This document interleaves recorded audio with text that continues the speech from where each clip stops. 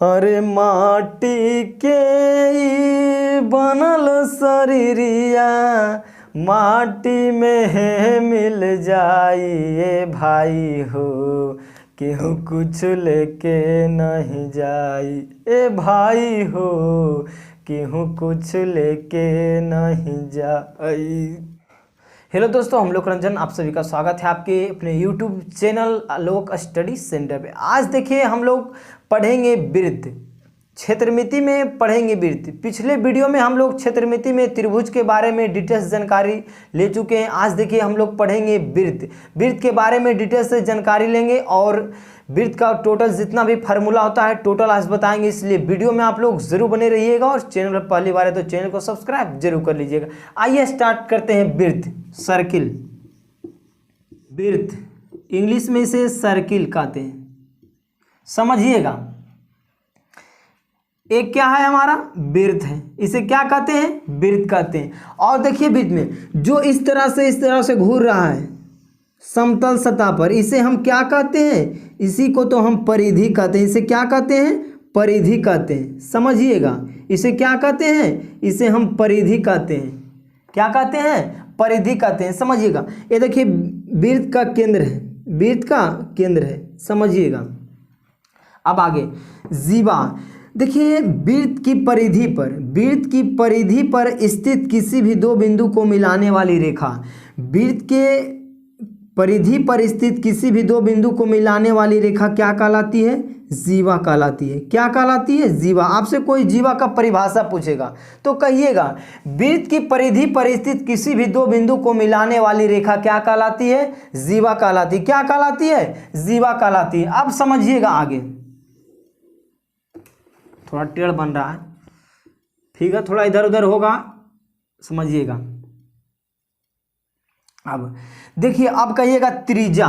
देखिए वृत्त के केंद्र से परिधि पर मिलने वाली रेखा, वृत्त के केंद्र से परिधि पर मिलने वाली रेखा क्या कहलाती है, क्या कहलाती है, त्रिज्या कहलाती है। क्या कहलाती है, त्रिज्या कहलाती है। याद रहेगा, वृत्त के केंद्र से परिधि पर मिलने वाली रेखा क्या कहलाती है, त्रिज्या कहलाता है। कहीं से भी आप मिला सकते हैं, कहीं से क्या कहते हैं मिला सकते हैं। अब समझिएगा, अब आगे समझिएगा। व्यास एक केंद्र है, जीवा जहां से भी आप खींच सकते हैं, कहीं से भी आप खींच सकते हैं। वृत्त में अनंत जीवा होता है, कितने होता है, अनंत जीवा होता है, कहीं से भी आप खींच सकते हैं। वृत्त की परिधि पर स्थित किसी भी दो बिंदु को मिलाने वाली रेखा क्या कहलाती है, जीवा कहलाती है। अब कहिएगा व्यास। अब आगे क्या है, व्यास। व्यास उसे कहते हैं वृत्त की वैसी जीवा, वृत्त की वैसी जीवा जो केंद्र से होकर जाती है, उसी को तो हम व्यास कहते हैं।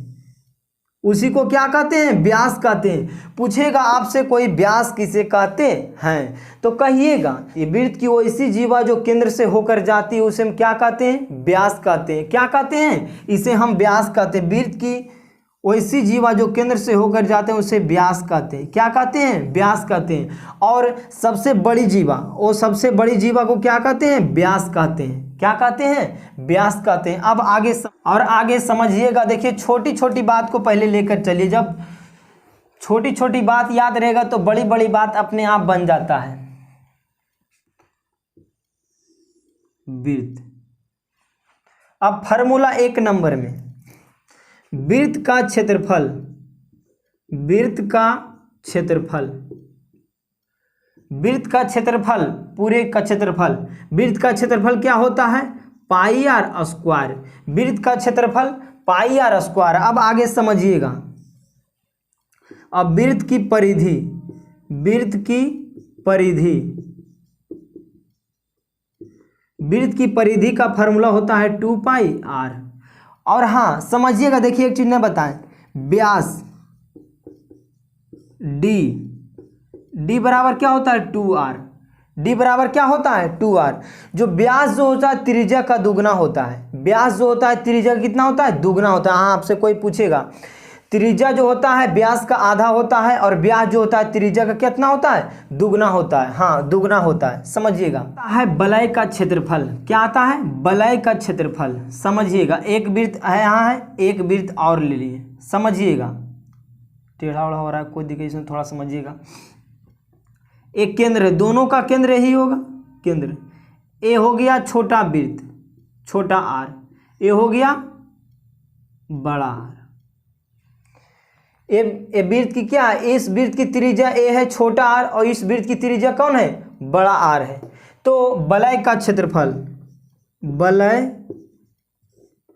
वलय का क्षेत्रफल क्या हो जाएगा, बड़ी वृत्त के क्षेत्रफल में छोटी वृत्त का क्षेत्रफल घटा देंगे तो क्या हो जाएगा, वलय का क्षेत्रफल। समझिएगा, बड़ी वृत्त का क्षेत्रफल क्या होगा, पाई आर स्क्वायर, और माइनस छोटी वृत्त का क्या होगा, पाई आर स्क्वायर। समझिएगा, यहाँ देखिए पाई कॉमन ले लेंगे तो क्या हो जाएगा, बड़का आर स्क्वायर माइनस छोटका आर स्क्वायर। तब वलय का क्षेत्रफल क्या हो गया, पाई इंटू बड़का आर स्क्वायर माइनस छोटका आर स्क्वायर। समझिएगा। अब आगे अर्धवृत्त, कौन वृत्त, ये तो हमारा पूरा वृत्त है, क्या है, पूरा वृत्त है। अब यहाँ से अगर काट देते हैं, मिटा देते हैं ऊपर, तो ये क्या हो गया, अर्धवृत्त हो गया। क्या हो गया, अर्धवृत्त, यहाँ से यहाँ तक क्या हो गया, अर्धवृत्त। इसको मिला देते हैं, तो देखिए ये पूरा क्या था, वृत्त था हमारा, क्या था, वृत्त था। इसको हम मिटा दिए तो क्या हो गया, आधा, आधा। तो वृत्त का क्षेत्रफल क्या था, वृत्त का क्षेत्रफल में 2 से अगर भागा दे देंगे, पूरा में 2 से भागा दे देंगे तो क्या हो जाएगा, अर्धवृत्त का क्षेत्रफल। समझिएगा, 4 नंबर में अर्धवृत्त का क्षेत्रफल, अर्धवृत्त का क्षेत्रफल, अर्धवृत्त का क्षेत्रफल। तब वृत्त का क्षेत्रफल क्या होता है, पाई आर स्क्वायर, और 2 से भागा दे देंगे तो क्या हो जाएगा, अर्धवृत्त का क्षेत्रफल। इसको इस तरह से लिख सकते हैं 1/2 पाई आर स्क्वायर। कोई दिक्कत, हाँ, इस तरह से भी हम लिख सकते हैं। अब समझिएगा, अर्धवृत्त की परिधि 5 नंबर में, अर्धवृत्त की परिधि, अर्धवृत्त की परिधि। समझिएगा, देखिए यहाँ वृत्त की परिधि क्या होता था, वृत्त की परिधि 2 पाई आर, वृत्त की परिधि कितना होता था, 2 पाई आर। अब देखिए ये यहाँ इसको टोटल थोड़ा सा मिलाते हैं, ये था पूरा वृत्त हमारा, क्या था, पूरा वृत्त की परिधि 2 पाई आर था। तो देखिए 2 पाई आर है, और बटे 2 से भागा दे देंगे तो ये हो जाएगा अर्धवृत्त। अब आगे समझिए, देखिए यहाँ ये पूरा था तो पूरा लिए थे आर, और यहाँ देखिए यहाँ से यहाँ, यहाँ से यहाँ, एक आर इधर, एक आर इधर, एक इधर। तो देखिए अगर हम वृत्त को अगर हम मिटा देते हैं इसको जब मिटा देते हैं तो परिधि इसका पता चलेगा, नहीं चलेगा। इसको मिलाएंगे तब न, यहाँ तो अर्धवृत्त होगा। तो आर इधर 1 और आर इधर 2, तो 2r। तो इसमें देखिए 2 पाई आर बाई 2 प्लस क्या हो जाएगा, 2r। अब देखिए यहाँ 2 से 2 कट जाएगा तो क्या हो गया, पाई आर प्लस 2r। इसको r कॉमन ले सकते हैं तो क्या हो जाएगा, पाई प्लस 2। कोई दिक्कत, बहुत ही आसान है, बशर्ते आप ध्यान से पढ़िएगा, समझें बात को। हाँ, आगे समझिएगा त्रिज्यखंड। आगे क्या है, त्रिज्यखंड। समझिएगा, देखिए एक त्रिज्या, 2 त्रिज्या, R1 R2।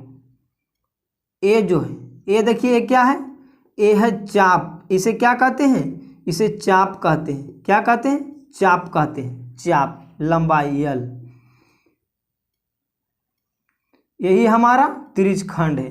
क्या है, त्रिज्यखंड है। तो त्रिज्यखंड का क्षेत्रफल होता है, त्रिज्यखंड का क्षेत्रफल, त्रिज्यखंड का क्षेत्रफल होता है θ/360, और वृत्त का क्षेत्रफल क्या होता है, पाई आर स्क्वायर। थीटा के मान यहाँ देखिए कौन बनाएगा, यहाँ आपका थीटा के मान दे देगा, समझ इन बात को। हाँ, तो थीटा का मान दे देगा, और नीचे 360 पाई आर स्क्वायर।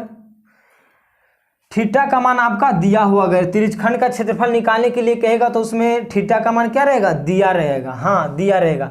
अब ये हो गया लघु त्रिज्यखंड। सॉरी, ये हो गया लघु त्रिज्यखंड, ये लघु त्रिज्यखंड। अब दीर्घ त्रिज्यखंड, अब दीर्घ त्रिज्यखंड, दीर्घ त्रिज्यखंड, दीर्घ त्रिज्यखंड का क्षेत्रफल समझिएगा। दीर्घ त्रिज्यखंड, दीर्घ मतलब ये तो हो गया यहाँ लघु, ये क्या हो गया, लघु हो गया। अब जो इधर बचा ये दीर्घ त्रिज्यखंड का रहा, दीर्घ त्रिज्यखंड। तो देखिए वृत्त के क्षेत्रफल पूरा में अगर छोटका निकाल देंगे, पूरा में छोटका घटा देंगे तो बड़का नहीं निकल जाएगा। हाँ, दीर्घ त्रिज्यखंड का क्षेत्रफल कहता है वृत्त का क्षेत्रफल, लिखेंगे वृत्त का क्षेत्रफल और माइनस क्या हो जाएगा, त्रिज्यखंड का क्षेत्रफल, त्रिज्यखंड का क्षेत्रफल, त्रिज्यखंड का क्षेत्रफल। हाँ, तो वृत्त का क्षेत्रफल क्या होता है, पाई आर स्क्वायर और माइनस त्रिज्यखंड का क्षेत्रफल थीटा बटे 360, सॉरी मार्कर नहीं चल रहा है, थीटा बटे 360 पाई आर स्क्वायर। तो देखिए अब यहाँ पाई कॉमन भी ले सकते हैं, तो इस तरह से भी छोड़ सकते हैं, कोई दिक्कत नहीं है। तो त्रिज्यखंड समझ में आ गया, दीर्घ त्रिज्यखंड समझ में आ गया। अब आते हैं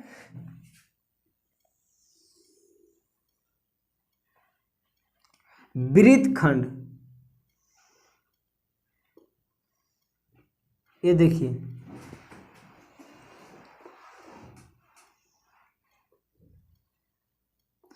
ये क्या है, हमारा जीवा है। ये क्या है, यहां से हम मिला दें, क्या है, जीवा है।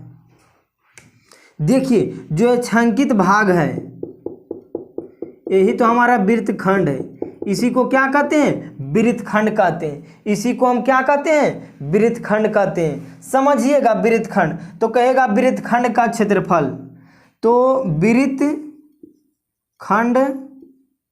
का क्षेत्रफल हमें निकालना है। वृत्तखंड का क्षेत्रफल निकालना जब है तो समझिएगा, देखिए यहाँ गौर करने वाली है, इसको ओ, इसको ए और यहाँ बी मान लेते हैं। समझिएगा, देखिए त्रिभुज ओ ए बी, त्रिभुज ओ ए बी त्रिभुज है, क्या है, त्रिभुज ए ओ बी, ये क्या है, त्रिभुज है। और पूरा यहाँ समझिएगा ये त्रिज्यखंड है, ये क्या है, त्रिज्यखंड है। तो वृत्तखंड का क्षेत्रफल निकालेंगे, त्रिज्यखंड का क्षेत्रफल में से त्रिभुज का क्षेत्रफल घटा देंगे तो अपने वृत्तखंड का क्षेत्रफल निकल जाएगा। वृत्तखंड का क्षेत्रफल जब निकालना हो तो त्रिज्यखंड का क्षेत्रफल क्या होता है, थीटा बटे 360 पाई आर स्क्वायर और माइनस कर देना है क्या, त्रिभुज का क्षेत्रफल। तो त्रिभुज का क्षेत्रफल 1/2 आर स्क्वायर होता है sine theta. Sine theta, theta का मान यहाँ दिया रहेगा, तो साइन 30 cos इसम के मान जानबे करते हैं। अगर नहीं जानते तो इसका स्पेशल वीडियो बना चुके हैं। हाँ, त्रिकोणमिति का टेबल का स्पेशल वीडियो बना चुके हैं। अगर हमको लगता अगर आप एक बार देख लीजिएगा नहीं तो दोबारा देखने का ज़रूरत नहीं पड़ेगा, कहीं नहीं, जिंदगी भर याद रह जाएगा। इस तरह से त्रिकोणमिति का टेबल का वीडियो बनाए। हाँ, अगर नहीं देखें तो लिंक आपको डिस्क्रिप्शन में मिल जाएगा, प्लेलिस्ट बना है, वहाँ जाकर जरूर देख लीजिएगा। हाँ, अब देखिए, अब ये हो गया लघु वृत्तखंड। मार्कर नहीं चल रहा है, देखिए इंक भी खत्म हो गया, रात का टाइम है, याद नहीं रहा। अब रहेगा दीर्घ वृत्तखंड। दीर्घ वृत्तखंड, देखिए वृत्त के क्षेत्रफल में, वृत्त का क्षेत्रफल में, देखिए वृत्त के क्षेत्रफल में अगर त्रिज्यखंड का क्षेत्रफल घटा देंगे, वृत्त के क्षेत्रफल में त्रिज्यखंड का क्षेत्रफल घटा देंगे तो हमें दीर्घ वृत्तखंड का क्षेत्रफल नहीं निकल जाएगा। वृत्त के क्षेत्रफल में पूरे में अगर हम त्रिज्यखंड का क्षेत्रफल घटा देंगे, त्रिज्यखंड का क्षेत्रफल घटा देंगे तो क्या निकल जाएगा, दीर्घ वृत्तखंड का क्षेत्रफल। अब एक और फार्मूला होता है चाप की लंबाई। चाप की लंबाई का फार्मूला होता है थीटा बटे 360 2 पाई आर। हाँ, चाप की लंबाई का फार्मूला होता है थीटा बटे 360 2 पाई आर। इसको याद रखिएगा, चाप की लंबाई थीटा बटे 360 2 पाई आर। देखिए बेसिक बेसिक चीज़ अगर पहले जान लीजिएगा नहीं तो आगे आपसे सॉल्यूशन करने में दिक्कत नहीं होगा। सबसे पहले जानना हर चैप्टर का ज़रूरी होता है बेसिक चीज़। आप लोग बेसिक चीज़ बढ़िया से नहीं पढ़ते हैं तो भी आगे दिक्कत होता है। बेसिक चीज़ अगर बढ़िया से पढ़ लीजिएगा तो आपको आगे दिक्कत नहीं होगा। हाँ करें, कोई दिक्कत नहीं होगा। पहले देखिए अगर जड़ ही कमज़ोर रहेगा, जिसका अगर जड़ ही कमज़ोर है तो आगे कुछ होगा नहीं होगा। इसलिए पहले जड़ को मजबूत कीजिए, पहले जड़ को मजबूत कीजिए, उसके बाद तो ऊपर अपने आप मजबूत हो जाएगा। पहले जड़ को मजबूत करना बहुत ज़रूरी है। कोई भी वृक्ष है उसका जड़ ही मजबूत नहीं रहेगा तो चढ़िएगा तो टूट जाएगा, नहीं टूट जाएगा। जड़ जैसे कोई भी पीपल के पेड़ है, नीम के पेड़ है या कुछ का भी पेड़ है, उसका जड़ ये पतला रहता है, अगर चढ़िएगा तो पटाख से टूट जाएगा। तब फुलंगिया पर कैसे चढ़ जाइएगा? फुलंगिया पर चढ़िएगा, नहीं चढ़ पाइएगा। इसलिए जड़ को पहले मजबूत करना बहुत ज़रूरी है। अगर जड़ ही मजबूत नहीं रहेगा तो आगे कोई भी सॉल्यूशन या बहुत सारा दिक्कत हो सकता है। इसलिए पहले जड़ मजबूत करना पहले बहुत ज़रूरी है। हाँ बस उम्मीद करते हैं कि आप लोग का जितना बताएं समझ में आ गया होगा। हाँ हमको तो लगता है पूरा समझ में आ गया होगा। कुछ विशेष था, कुछ नहीं था, एकदम बेसिक चीज़ था। इसके बाद देखिए जो क्वेश्चन होगा वो करा देंगे। अभी तो थ्योरी ख़त्म हो गया, इसके बाद क्वेश्चन जो होगा बीज से रिलेटेड वो क्वेश्चन करवा देंगे। तो आज के लिए इतना ही, मिलते हैं फिर अगले वीडियो में। Thank you, best of luck. घर पर रहिए, पढ़ते रहिए।